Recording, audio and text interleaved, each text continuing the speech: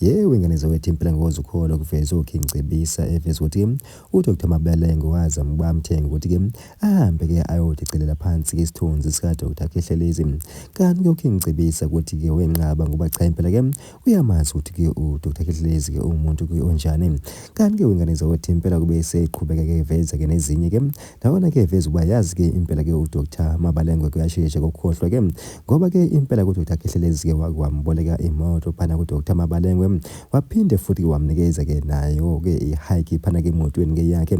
Bafowethu impela ke lokhu ke kusho yena ke pha uKing Cebisa. Thina ke simbuzo eMTV bafowethu ke cha impela ke asazi futhi ke asazi ke lutho kodwa ke phana manikhuluma kakhulu ke wengane zakwethu ngiceba ngishele yona ke le VN ka Dr Cebisa ezikhulumela ke mathupha nangenizwele athathu namhlanje usaligqiqa lelo cala akakwazi ukuliwina uhlezi ethi unomuthi yena akanawo umuthi wecala.